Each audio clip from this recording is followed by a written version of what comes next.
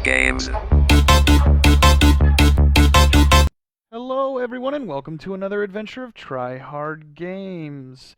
My name is Bam, and we are playing some Division today. And today we're doing something a little bit different. We're going to do tips and tricks on how to do well in the Division and how to understand kind of what's going on. With it being an MMO, things are a little bit different from other first-person shooters or third-person shooters that you may have seen before. So today we're kind of going to go in depth and explain some things to you guys. I've brought along Odax, Brolex, and Turtlesfur again today. So let's get right into it. Welcome aboard. Alright guys, we're here today with a special installment of the Division. And today we're going to be showing you a little bit more into how to play the game to the best pace that I feel the game can be played, and then show you a little bit into some of the Easter eggs, as well as how to allocate skills to best build your character. So as you guys can see, my base restoration is 100%. It takes a very, very, very long time to get there, but it is not unobtainable, obviously. And one of the ways to do this is, one of the very first things you want to do when you get into the game is make sure that you spam your side missions. You make sure you go to every single one of these safe houses here as you go through them level by level. As you can see, this level is good for levels, this area is good for levels 3 through 5, 5 through 9, so on and so forth. And make sure you go to every safe house, and you're going to want to talk to two separate things. One is the individual who gives you the situation report. Typically they'll have a gray arrow pointing down over their head, and the other one is a map, and those will show you all the side missions as well as all of these encounters here that give you tech points, security points, and health points as well. So that's the easiest way to make sure that you level up. And as you can see, I only have 3 missions left to go in the entire game, which is super, super cool. And we're probably going to finish that today, as well as doing some Dark Zone. So now what we're going to do is we're going to get into kind of the helping you build portion of the content here today. And to help us explain some of that, we've got Odax, Brolex, and Turtlesfur here. Say what's up, guys. How you doing? Hey, how's it going? Hey. Hi. Yeah. So when we're going into the build portion of this video here, I'm going to pull this up. As you can see in your inventory, when you go into overview, it shows your 3 primary traits: your firearms, your stamina, and your electronics. And those correlate directly to primary DPS, damage per second, health, and then skill power. Now, damage per second is directly related to your primary, secondary, and sidearm weapon. And the higher that is, the more damage those weapons are going to do. Now, obviously, a higher rate of fire weapon is going to have a higher DPS than maybe a single shot, like marksman pistol or something like that. So as you scroll over the different weapons, as you can see, I'm changing weapons here. As you can see, this Vector has almost double the DPS of my sniper rifle, but that's because the Vector shoots many more bullets per second than my marksman rifle. Now health, obviously that one's not too difficult to understand. That is your health. The higher your stamina, the higher your health is. So if you want to build more tanky character, you aim for gear that has higher stamina rating. And then the last one is skill power, and this one's a little bit more fun. When I make a second character, I'll probably make a higher skill power build character. And what this does is it lets all of your abilities do higher damage. And I'm going to kind of defer over to the crew here for abilities, because you guys know a little bit more about these. What's a good build for, let's say, a tank right now in the abilities field? What do you guys think? Okay. Yeah. Another point too. Not only affecting like the potency of the abilities, but also affects your cooldown rate. So, Oh yeah, definitely. yeah, it's really effective. For healers as well. Getting stronger heals, but also healing more often. Mm-hmm. But Which is right really now important. I'm actually kind of rocking. Pretty much mainly skill power, but also I'm pretty heavy into stamina as well. So I got a pretty like solid tank build, and Mhm. I'm running mostly like crowd control abilities, so more like a support tank. So I've got So my flashbang, and then I've got my little seeker mine that puts out tear gas. So he's just gone really with working on. you've Yeah. gone with the Seeker Mine here, and then the Flashbang. Correct me if I'm wrong. Is the Sticky Bomb upgraded to the Flashbang modification, right? Exactly. Yep. Perfect. Yeah. And then what signature skill are you running? I'm tank. running Survivor Link, yeah, which gives you 80% damage reduction and also, I believe, 30% movement speed. And that's for you, or is that for your whole team? And yeah, it says and nearby allies. So that's good to it's definitely a tank ability to kind of boost the team, as you're taking bullets. Yeah, definitely. Right. Let's see here. So what he's looking at is, when we're looking at my screen here, you can see that my firearms is almost double what my health and skill power is. So what he's working on building is more skill power and health. So what about you, Brolex? What are you rocking over there? Glass cannon. Glass cannon. So no health, high DPS, and high skill power. Yeah, I've got now just a ton of firepower, minimal firearms. I'm Mhm. sorry, minimal tech, and I think one piece of gear with stamina on it. Yeah. I have just enough health don't to get not one get shot. one shot by Yeah. snipers on challenge mode. And what are some of the abilities that you're running? I run the pulse scan for the crit damage, and then I run the flashbang just so we don't get murdered by the shotgun guys on challenge mode. And I'm assuming, being the high damage character or build that you're running, you run Tactical Link for your signature skill? No, I run the Survivor Link as well. Oh. So my theory is you can't do damage if you're dead, so Yeah, that makes sense. I'll try to stay alive. Absolutely. And now, do 2 Survivor Links stack? Do we know this? Don't believe so. I don't think they stack. No? Okay. That's always, something that you want to ask. Make sure, your tanks can have as much damage resistance as possible. But yeah, speaking of stacking, we just kind of found out that there are some abilities that stack. Adam, tell me a little bit about that crit build you were telling me earlier. Oh, it was just basically having overlapping scan pulses, the critical hit damage and crit chance. You basically have 100% uptime with it as long as 2 people are running it. Okay. And they have enough tech power to reduce the cooldown just a little bit and increase the duration a little bit.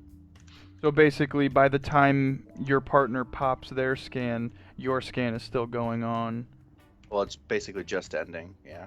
They don't stack. You can't pop them simultaneously and get like double the crit damage. But if it's you can continuous, basically ensure there's 100% uptime, yeah. Yeah, nice. That's awesome. And then Odax, what kind of skills are you running? I actually have most of my points in stamina. Mm-hmm. Then a lot of points in firearms still, and then I pretty much have no points in the electronics. Electronics. And what are some of the abilities that you like for your tanky build? I rock the little Healy kit, whatever it is. Oh yeah. And then That is the first turret aid. too. Oh, Yep. definitely. And what are the modifications that you're running on the turret? I use the shock. Yeah, But, that's a good one. Now, is that shocking? Because doesn't it chain lightning and shock multiple enemies at once? I think it's just one dude. Is it just one? Okay. Yeah, you can spec into it actually. You can get the talent that gives it a 30% chance to basically like spread to other enemies. So it can be an AoE if you spec into it correctly. Yeah, and I see here it has the ability to damage shock multiple targets. I don't know if it chain lightnings, but yeah, I mean shocking multiple targets at once, so your snipers in the back have a chance to headshot them is definitely a bonus for a team who's trying to build, or a team who's trying to go in and fight those heavy fights. Definitely. So let's talk a little bit about talents. Now you get 4 talents if you're level 30, and as all of us are, we're all level 30 here. For the 2 tanks that we've got, Turtles Fur and Odax, what are some good tanky talents that we're looking for? Are we mainly looking at security or medical? What are you guys looking at? Pretty much, I mean, talents are pretty much, preference, but there are a couple that you want to, like, for sure grab. First of all, the one in the security that you definitely want is the on the move. You get 30% reduced incoming damage by, if you kill a hostile while moving, you reduce incoming damage by 30% for 10 seconds. That one's pretty clutch. And then also the critical save. Basically, you're going to be using your med kit when you're low health, and it just gives you a free 40% damage reduction, for 10 seconds. So, those 2, and then pretty much anything after that is just utility and, kind of whatever you want. And it's basically your own play style. If you do a lot of cover to cover movement, there's plenty of when you move from cover to cover, this happens. If you're sniping, go for more of the headshot ones like I have. If you take a lot of damage, there's, kill an enemy, like you said, on the move, kill an enemy, gain damage resistance. So there's plenty of different things.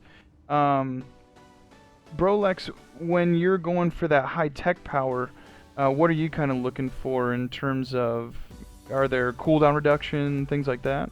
High explosives? I do the high firepower build, not tech power, but what I like is the talent and security that when you get a headshot, it has a 50% chance to give you the bullet back. Because if you're spraying down a guy and you have all headshots going, you basically can up the size of your magazine by almost 50%. Oh yeah, absolutely. And so the longer you can spray at someone, the more damage you can do, the more likely you're able to kill them before they're able to kill you. Yeah, absolutely. And when you get into... Oh, go ahead. Currently in the medical wing, the bottom left one, the one that heals your party member for 40% of the med kit when you use it, is currently bugged and does allow you to heal yourself. So it turns your med kit from 100% of a med kit heal into 140%. 140? Wow, nice. Yeah, so it's pretty nice for now they had a patch last night, so hopefully they didn't patch that. But yeah. That's what I'm thinking. And going back to the bullet consumption, when you go in those challenge missions where everyone's level 32 and above, you run out of ammo almost instantaneously. So the ability to retain at least a 50% chance of your ammo is huge, definitely. And it's not just sniper rifles that works with. That works with any gun. So you can even spray and headshot and have a 50% chance to not consume your bullets. So it's really good. Perks. What I wanted to make sure that I mentioned to you guys about perks is that in the beginning of the game, when you're starting and you're choosing a tech or a tree to go down first, I would always suggest moving down the security path first. Now, if you guys watch the playthrough, I made the mistake of not going down the security path first. And the reason why I say to do this is because, as you can see, this very first wing upgrade is the situation room. And that perk reward is experienced agent. Increase experience gained from all activities by 10%. This will exponentially increase your level up abilities tenfold, obviously by 10%. So, not tenfold, obviously, but the math on that one. Yeah, But no, it's a huge thing to do in the very beginning when you're looking to level up as quickly as possible. And then the second one that you're going to want to look at, so you're going to need, I believe, 1,600 for this one because you'll need Armory, which is 400, and then Barracks, which is 1,000. but it's combat veteran, and it increases experience gained from accolades by 25%. And the accolades, as it's been explained to me, are when you're doing headshots and multi-kills and things like that. In the bottom right-hand corner, it shows up with, you know, a bonus experience that it gives you. And with that, with those 2 experience boosts, leveling up will be no problem for you guys. So that is it for the bonus content that we can give you and kind of help you guys start your game. Unless anyone has anything else to add here today. Yeah, one thing. I mean, Yeah. definitely, you know, kind of back to what you're talking about with the ammo. You know, your character can carry, you know, full, you know, all different types of ammo. Ammo for You know, every you can type of have- weapon. Yeah. Exactly. So even if you don't have one of those weapons, you still have the ammo. So I recommend that you carry one of every type of weapon on you in case you do run out of ammo. You always have the option to switch, so you're never stuck with just your pistol. Yeah, so you're never stuck in a hard battle with no ammo, no guns to shoot with. Yeah, definitely. That's a huge bonus to have. I know Brolex does that on every mission, so yeah, it's a really good idea. Anybody have anything else to add to help out the viewers in terms of starting out? No. All right. Just start grinding. Yeah, grind Yep, away. Yeah. Yeah, absolutely. I think it took Doesn't me... take long. Well, no, and especially if you're doing it with friends, it doesn't seem like it takes that long, but I think it took me about 10 hours to finish every side mission and then complete your base restoration to 100%. Mm-hmm. When I was doing it solo. So really Yeah. not that much time, but the most fun part and really the best part is after you're level 30 and you get into the dark zone and you start getting that really good gear and you start getting those really good drops. Not only is it more fun, but it feels good to get good drops too. So Yeah. Feels That's- good. the feels are good. Yeah. Well, go ahead. Yeah, the game doesn't feel very grindy. I mean, yeah, I mean, I had a lot of fun leveling. You know, it's, you know, I'll definitely go back and do it again and, you know, hit all the content. But Oh, absolutely, yeah. And we'll do a full playthrough at some point where we can show you. Hopefully my next build will be a healer build, and I'll show you guys how to do some of that with high skill power. And we'll see how that fares in a battle as well. So. Well, thank you guys so much today for joining us, and thank you guys for helping explain a lot of this more intricate, detailed stuff to the viewers.